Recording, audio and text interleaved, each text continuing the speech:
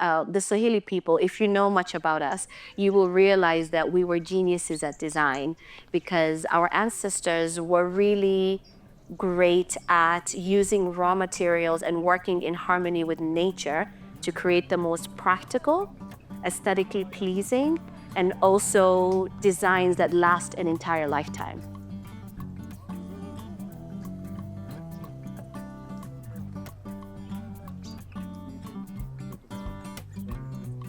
Absolutely.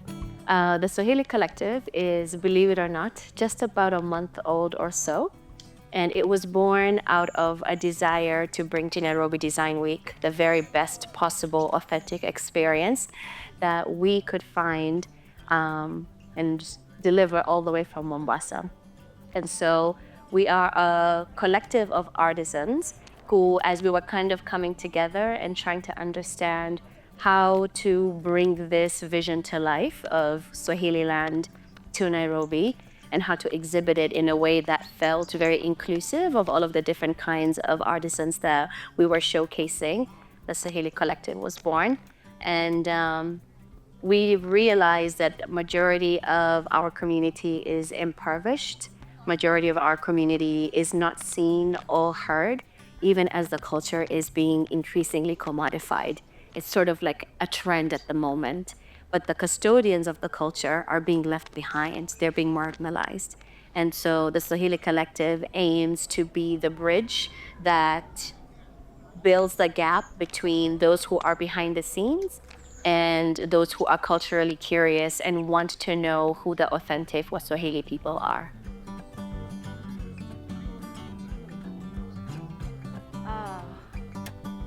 It's important on so many levels. There's layers to the levels of importance of this work.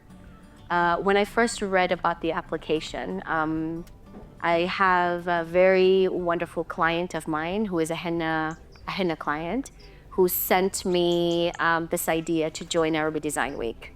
And she suggested that I apply as an artist because at the end of the day, Nairobi Design Week is all about design.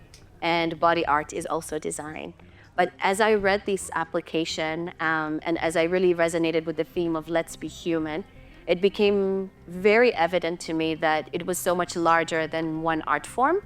And especially because the kind of work I do is cultural work. It's not just an art form. It's very much intertwined with my roots and my culture. I realized there was actually so much more that could be done vis-a-vis bringing the Swahili culture to more exposure. And if you really think about it, the Swahili people, if you know much about us, you will realize that we were geniuses at design because our ancestors were really great at using raw materials and working in harmony with nature to create the most practical, aesthetically pleasing, and also designs that last an entire lifetimes. In fact, many of the things in our homes are family heirlooms that have passed from generation to generation.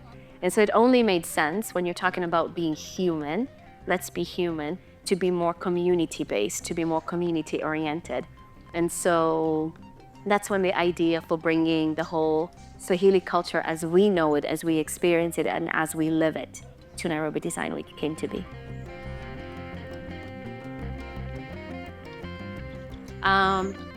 The most important thing that we would love to gain from this week is to create meaningful connections with those who are culturally curious.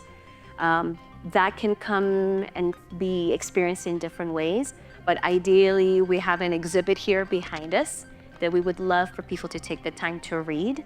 And we have QR codes built into this exhibit so that we can now take you to the audio-visual aspect of what we're bringing here because it's a little bit of everything. Our aim here is to envelope you in a Swahili experience through all your senses. So through the food, you get to taste who we are. Through the scents, you get to smell who we are on the coast.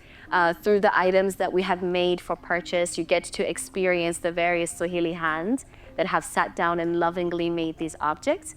And through all of these experiences and encounters with each of us here, you really get to understand the labor of Swahili love that has gone into creating this exhibit. Nice.